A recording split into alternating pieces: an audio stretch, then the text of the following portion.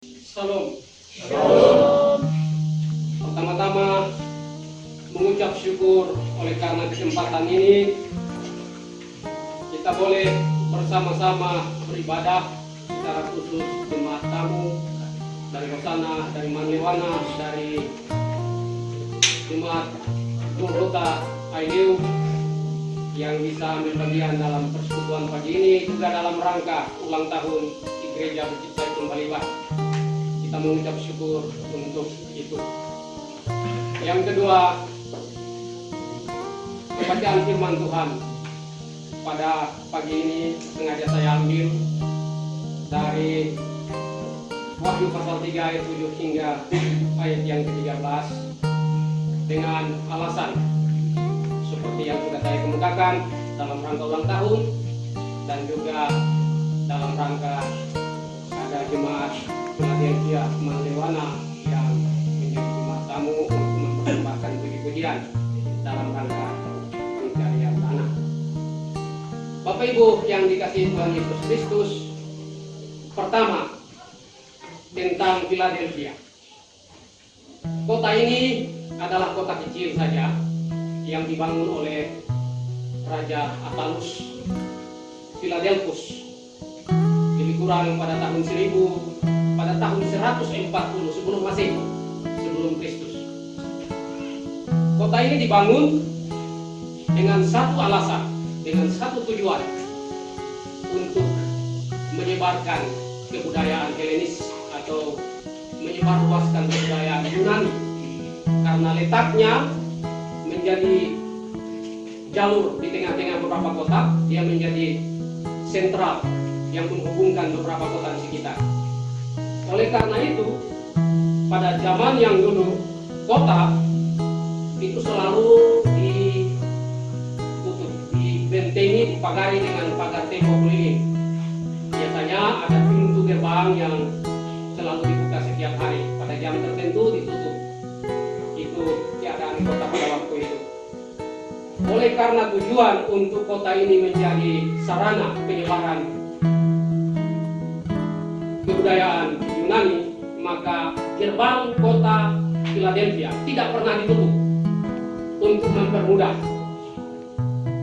mobilisasi atau keluar masuk manusia di beberapa kota di sekitarnya. Kira-kira itu latar belakang kota Philadelphia. Philadelphia sendiri dari bahasa Yunani, philia artinya cinta, adolphis atau adolphia yang artinya saudara. Jadi Philadelphia itu artinya cinta persaudaraan. Jemaat Philadelphia Manlewana ya, jangan ribut-ribut, karena Philadelphia itu artinya cinta persaudaraan. Itu sedikit menyangkut latar belakang.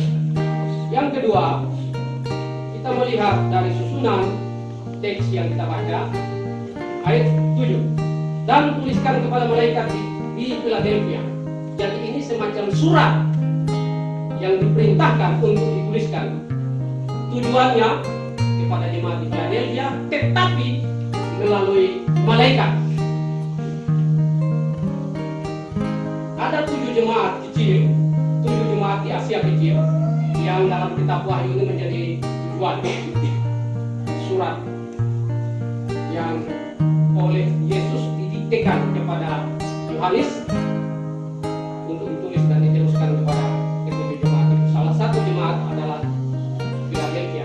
Setiap jemaat itu punya malaikat, ada malaikat penunggu, dan karena itu ketika Yesus mau menyampaikan surat itu melalui malaikatnya kepada jemaat yang bersangkutan. Itu sedikit tentang ayat yang ke-7. Itu berarti kita juga bisa dapat berefleksi bahwa setiap jemaat yang dibangun, bahwa gereja atau jemaat itu berdiri bukan oleh kuasa manusia, tapi oleh kuasa Roh Kudus. Itu yang selalu saya tekankan bagi setiap orang, khususnya hamba-hamba Tuhan, apalagi dalam bahasa Tetun sirame fundador tegerai dengan siramat veteranus cuidado laiha emaita veteranus di hari gereja su gereja hari tambah forza Espiritu Santo. ada seorang yang menjadi veteran untuk membangun sebuah gereja. Gereja berdiri karena kuasa Roh Kudus. Yang kedua, inilah firman dari Yang Kudus. Yesus yang mendiktekan atau menyuruh untuk menulis surat, tapi Yesus memperkenalkan diri sebagai pertama, yang kudus, yang benar, yang memegang kunci Daud. Ada 3 identitas yang Yesus sampaikan. Identitas tolu nebe Yesus hatudu. Kita dehan hau maksantu, hau maka lialos, no hau maka kaya sapi limai Davidnya. Di dalam sepanjang teks Alkitab dari Kejadian sampai dengan Wahyu, Allah Bapa pencipta langit bumi selalu disapa sebagai Allah yang kudus. Dan ketika Yesus mengatakan aku yang kudus, maka Yesus adalah Allah itu sendiri. Yesus maka meromak netuni. Tambah lagi ida maksantu, so meromak maksantu. Si Yesus tehang hau maksantu, Yesus tebes nia meromak. Lalu yang kedua, aku yang benar. Karena Yesus adalah Allah itu sendiri, maka secara otomatis Yesus adalah yang benar. Apa yang dia sampaikan adalah kebenaran, karena dia adalah yang benar. Dan yang ketiga, dia juga mengatakan saya adalah pemegang kunci. Orang yang pegang kunci itu orang kepercayaan. Tidak sembarang orang pegang kunci, apalagi kunci brankas. Ya, itu orang yang memang diuji. Hanya kadang-kadang kalau brankas ini agak susah juga kalau sudah kepepet bisa tergoda. Tapi yang pasti bahwa orang yang pegang kunci itu orang yang dipercaya. Yang kedua, dia pegang kunci, dia punya kuasa untuk membuka atau menutup. Itu kekuasaan yang diberikan. Jadi Yesus mengatakan aku pemegang kunci, maka Yesus pegang kunci kerajaan. Ya, Yesus pegang kunci kerajaan surga. Setiap orang yang masuk harus melalui dia. Karena itu Yesus juga mengatakan akulah jalan kebenaran dan hidup. Tidak seorang pun sampai kepada Bapa kalau tidak melalui aku. Yesus adalah juru kunci. Yesus juga pada bagian teks Injil yang lain dikatakan akulah pintu. Setiap orang yang mau masuk di kandang domba harus melalui aku. Jadi Yesus adalah kunci, Yesus adalah pintu, Yesus adalah juru selamat itu sendiri. Bapak Ibu Saudara yang dikasihi Tuhan Yesus Kristus, dan Yesus mengatakan apabila dia telah membuka tidak seorang pun dapat menutup. Sebaliknya, bila dia menutup tidak seorang pun dapat membukakan. Itu menunjukkan bahwa Yesus punya kuasa, otoritas. Dan pernyataan bila membuka tidak ada yang menutup, bila menutup tidak, itu merupakan pengulangan atau kutipan dari firman Allah yang disampaikan oleh Nabi Yesaya kepada Raja Hizkia pada waktu kerajaan Israel masih di bawah pimpinan Hizkia. Lalu raja itu dipercaya untuk memegang kunci masuk ke ruang di mana tahta raja bersemayam. Semua orang yang mau bertemu dengan raja harus melalui juru kunci. Gambaran ini yang juga oleh kitab Wahyu diangkat kembali untuk menggambarkan tentang suasana kerajaan Allah. Setiap orang yang mau masuk ke sana memang harus melalui juru kunci, yaitu Yesus Kristus sendiri. Bapak Ibu Saudara yang dikasihi Tuhan Yesus Kristus, itu sedikit tentang asal surat ya, dari Yesus dengan memperkenalkan diri dengan 3 identitas tadi. Yang bagian ketiga tentang penilaian Tuhan Yesus terhadap jemaat Philadelphia.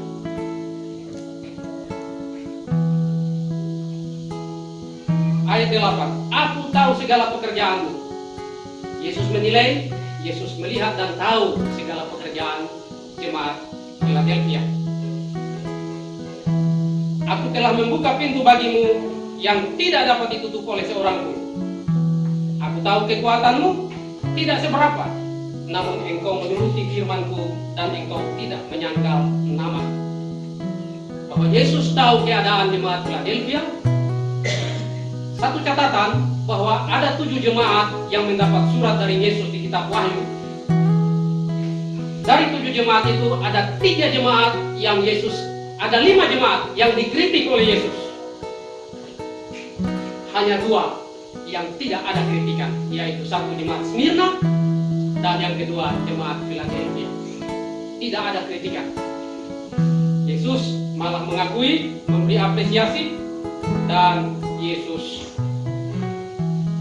menghargai apa yang terjadi, pelayanan dan persekutuan yang ada di jemaat Philadelphia. Antara lain, yang pertama, keadaan jemaat Philadelphia jemaat kecil saja, kekuatannya tidak seberapa. Tetapi yang dibanggakan atau diberi nilai positif oleh Yesus adalah bahwa engkau menuruti firman-Ku dan engkau tidak menyangkal nama. Walaupun kecil, tapi jemaatnya setia. Setia dan tekun.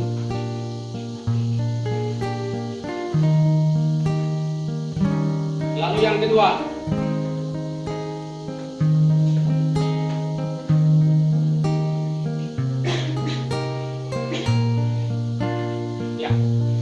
ada catatan yang diberikan, yaitu jemaat kecil tapi setia dan tekun, tidak menyangkal nama Tuhan. Itu kira-kira jemaat Philadelphia pada waktu itu. Saya sedikit untuk berefleksi terhadap jemaat Bukit Zaitun Balibar dalam rangka ulang tahun. Jemaat seperti jemaat Philadelphia yang cuma kecil, demikian juga jemaat Bukit Zaitun Balibar. Jemaatnya kecil saja. Ada 15 keluarga, sekitar 90-an anggota jemaat. Dan awalnya jemaat Bukit Zaitun Balibar ini dia merupakan pos pelayanan dari jemaat Hosana ini. Ada 2, Philadelphia Manlewana dan Bukit Zaitun Balibar, yang pada tahun 2016 setelah kami terpilih di Majelis Sinode diusulkan untuk kalau bisa itu dimekarkan atau dimandirikan. Mulanya dalam studi kelayakan bahwa jemaat Manlewana jemaat besar yang punya potensi untuk mandiri, dan jemaat Bukit Zaitun Balibar masih dalam pertimbangan, tetapi oleh karena berbagai pertimbangan, berbagai keberatan dipaksa untuk mandiri. Setelah dikasih waktu 6 bulan untuk mempersiapkan kondisi, jadi jemaat ini kemudian diberi status mandiri diusulkan untuk dimandirikan oleh Majelis Jemaat Hosana dan diberi status mandiri oleh Majelis Sinode. Selama beberapa pelayanan Ibu Pendeta dan saya dampingi di sini, jemaat ini pendapatan persembahan itu berkisar antara 30 sampai 60 dolar per bulan untuk semua aktivitas pelayanan termasuk kebaktian keluarga. Dia akan meningkat sampai 160 dolar bahkan 180 dolar kalau ada jemaat tamu dari Hosana, dari Diri, dari mana-mana. Itu persembahannya meningkat. Meskipun demikian, setiap kesan dari jemaat tamu yang ikut beribadah di tempat ini, ketika pulang, ada satu pernyataan yang selalu mereka bilang, Ibu Pendeta, kami bersyukur, kami beribadah di sana, kami punya jiwa kenyang, tapi kami pun perut juga kenyang, dan tidak pernah untuk duduk merancang anggaran untuk segala kegiatan itu, spontanitas, dan saya kira itu nilai plus yang bagi jemaat Bukit Zaitun Balibar terus ditumbuh kembangkan. Ada semacam satu suka berkorban ya, dengan apa yang ada. tidak perlu untuk harus merancang anggaran dan seterusnya. Spontanitas, gerakan untuk saling berbagi sukacita, terlebih apabila ada jemaat tamu yang datang. Kira-kira itu gambaran apabila saya sedikit berefleksi membandingkan jemaat Philadelphia pada waktu itu dan jemaat Bukit Zaitun Bali yang ada sekarang. Bagian keempat, setelah Yesus memberi penilaian dengan potensi, dengan keadaan yang ada, dengan kelebihan-kelebihannya, Yesus juga memberi dukungan atau penghargaan. Yaitu pertama, Yesus membuka pintu bagi jemaat. Ayat yang ke-8. Oleh karena kesederhanaan tapi juga kedewasaan di dalam mendidik, di dalam bersekutu, maka Yesus membuka pintu untuk jemaat Philadelphia. Jemaat Philadelphia pada waktu itu, bukan Manlewana ya. Jemaat Philadelphia pada waktu itu. Dan firman Tuhan mengatakan ketika Yesus membuka pintu, tidak ada yang berkuasa untuk menutup. Pintu yang dimaksud yang pertama sudah saya jelaskan tadi adalah pintu keselamatan, pintu anugerah. Ketika Yesus telah memberi anugerah, maka tidak ada seorang pun yang dapat merampas. Firman Tuhan mengatakan bahwa keselamatan yang Tuhan berikan tidak ada satu kuasa pun yang bisa merampas keselamatan itu bagi kita yang telah menerima keselamatan itu. Tapi yang kedua, pintu juga adalah pintu berkat. Ya. Dalam segala juang, upaya, pergumulan, doa dan air mata, Tuhan memperhitungkan, dan apabila Tuhan telah membuka pintu berkat, apapun halangan tidak dapat menghalangi. Ya. Dan itu terbukti juga bagi jemaat Bukit Zaitun Balibar, walaupun di tengah keterbatasan, tapi setelah dimandirikan, dimekarkan, maka selalu saja ada pintu berkat, yaitu banyak yang ikut berbakti sebagai jemaat tamu, tapi lewat kunjungan itu ada berbagi berkat yang juga dibagikan kepada jemaat untuk bisa membangun pastori, bisa membangun WC dan lain-lain. Itu adalah pintu-pintu berkat yang dibukakan oleh Tuhan. Kita patut mengucap syukur dan berbangga dan berharap bahwa Tuhan tidak pernah meninggalkan jemaat Bukit Zaitun Balibar untuk seterusnya dan selamanya. Waktu awal hendak dimekarkan sedikit sebagai manusia, siapapun termasuk saya, apabila sudah biasa mendapat semacam subsidi atau dukungan biaya hidup, maka tiba-tiba mau ditinggalkan ini sebagai manusia gelisah, dan itu terjadi. Tapi setelah dimandirikan, hamba-hamba Tuhan yang di sini, saya bilang sumber berkat itu Tuhan, jangan khawatir, jalan saja, Tuhan akan berikan. Dan memang berjalan sampai saat ini. Saya sudah keliling semua jemaat di IPTL Timor Leste, tetapi jemaat Bukit Zaitun Balibar adalah jemaat yang paling rapi, paling tertib administrasinya, semua catatan lengkap. Hanya sayang waktu itu sekretarisnya yang begitu juga rapi, orangnya sudah dipanggil Tuhan mendahului. Tapi tetap apa yang diwariskan itu tetap sampai saat ini. Itu semacam penilaian dan dukungan atau penghargaan yang Tuhan kasih dalam hal membuka pintu berkat. Yang kedua, Tuhan juga mengatakan orang munafik akan dibuat oleh Tuhan menjadi tersungkur mengakui bahwa Yesus mengasihi jemaat. Ada sebagai orang Kristen tidak semua orang sungguh-sungguh tulus. Bahkan hamba Tuhan sekalipun pasti ada interest politik, interest kepentingan. Tetapi bahwa Yesus sendiri akan membuat mereka mengakui bahwa orang yang tulus, sederhana, pada akhirnya memang Tuhan tidak pernah meninggalkan. Itu yang terjadi. Yang ketiga, Tuhan berjanji akan melindungi dari pencobaan. Itu dukungan-dukungan yang Tuhan Yesus berikan melalui surat yang disuruh untuk dituliskan oleh jemaat di Philadelphia. Bagian yang kelima, setelah memberi dukungan dan support seperti itu, ada pesan-pesan terakhir yang Tuhan Yesus tinggalkan atau berikan kepada jemaat Philadelphia. Yang pertama, Yesus akan segera datang.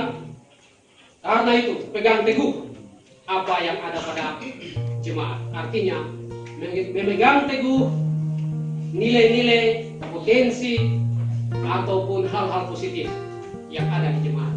Berupa kesetiaan, kesederhanaan, ketekunan, atau di dalam bahasa teks tadi dikatakan tidak menyangkal nama Tuhan. Turut pada firman Tuhan, tetap memegang teguh itu. Dan yang berikut, Tuhan juga pesan, apabila tetap setia memegang teguh nilai-nilai itu, maka mahkota kemuliaan yang Tuhan sudah sediakan dan siapkan tidak akan diambil atau tidak beralih dari jemaat Philadelphia. Apabila Tuhan datang, mahkota itu akan menjadi warisan bagi jemaat yang setia. Dan itu juga yang akan dilakukan bukan saja pada jemaat Bukit Zaitun Maliban, tapi setiap kita sebagai orang percaya, dimanapun kita bergereja, dimanapun kita berbakti. Apabila kita menjalani persekutuan hidup bergereja dengan ketulusan, dengan kesetiaan, mahkota tidak akan pernah diambil. Pada saat dia datang, mahkota itu akan tetap menjadi milik kita untuk ada bersama-sama dengan Yesus dalam kerajaan Bapa di surga. Dan yang terakhir, penutup, ini yang menarik. Bagian akhir dari surat itu, Tuhan Yesus bilang, siapa bertelinga, hendaklah ia mendengar apa yang dikatakan. Seolah-olah ada yang tidak bertelinga. Adakah di sini yang tidak bertelinga? Semua pasti bertelinga. Tapi kenapa surat ini ditulis? Siapa yang punya telinga, dengarlah. Seolah-olah ada yang tidak punya telinga. Nah, ini menarik. Karena terus terang Bapak Ibu, kita semua punya telinga, tapi untuk mendengar tidak semua orang bisa mendengar. Karena mendengar itu punya 3 tingkatan. Mendengar suara, masuk sini, keluar sini. Itu mendengar yang pertama. Mendengar saja, tapi apa yang didengar tidak dipikirkan dan berlalu saja. Begitu dengar, hilang. Mendengar yang kedua adalah mendengar dengan ini. Mendengar lalu menganalisa, simpan di otak. Ketika proses di otak, apa yang didengar itu akan diberi penilaian, mengakui atau tidak mengakui, menerima atau tidak menerima, mengakui atau tidak mengakui kebenarannya atau tidak mengakui. Itu akan terjadi prosesnya. Pada tingkat yang ketiga, mendengar itu mendengar dengan hati. Sudah diakui, tapi hati yang memutuskan mau terima atau tidak. Banyak kali orang-orang yang punya hikmat, kepandaian, kepintaran bisa mengakui secara logis, ya otak mereka bisa mengakui, tapi untuk menerima sabar, sulit untuk bisa menerima. Karena itu tidak secara sengaja juga Tuhan Yesus di akhir suratnya, siapa bertelinga hendak mendengar. Karena mendengar yang Tuhan mau adalah mendengar dengan hati. Mendengar, mengakui, dan menyimpan atau menerima.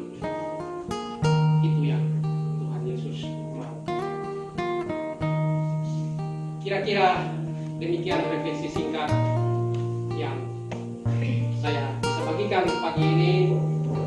Kiranya kita semua bisa mengambil hikmah dari pemberitaan singkat ini untuk menjadi berkat bagi kita masing-masing dalam kehidupan bersekutu, kehidupan bergereja. pesan ketika awal mula Timor Leste merdeka, ketua Sinode, ketua PGI waktu itu Pendeta Andreas Anatoli Ivanov. Kebetulan beliau juga adalah dosen pembimbing saya. Ada satu pesan yang dia sampaikan secara khusus kepada saya, Gerson, bukan kebetulan kau ada di PTL, karena itu tugasmu adalah bagaimana untuk menyampaikan kepada umat Tuhan di sini untuk bukan saja percaya, tapi bagaimana hidup bergereja. Dan dalam hubungan bangsa, bagaimana hidup berbangsa. Karena terus terang dua hal ini, kita sebagai bangsa Timor Leste, tapi hidup berbangsa belum tentu. Masing-masing nenek punya partai, masing-masing nenek punya kelompok. Untuk mau hidup sebagai satu bangsa ini tidak mudah. Demikian juga hidup bergereja. Kita semua dalam satu sinode sebagai sinode PTL, tapi hidup bergereja belum tentu bisa mudah, karena pasti masing-masing punya ruang. Dan itu sangat nampak pada sidang-sidang sinode. Bersyukur sidang sinode boleh berlalu dengan sukses dan telah terpilih pengurus yang baru. Kita berharap dan berdoa Tuhan memberkati pengurus baru untuk pelayanan selanjutnya menjadi berkat bagi semua Timor Leste, bukan saja bagi gereja, tapi bagi bangsa dan negara, bagi semua umat Tuhan di negara ini. Terima kasih, Tuhan memberkati.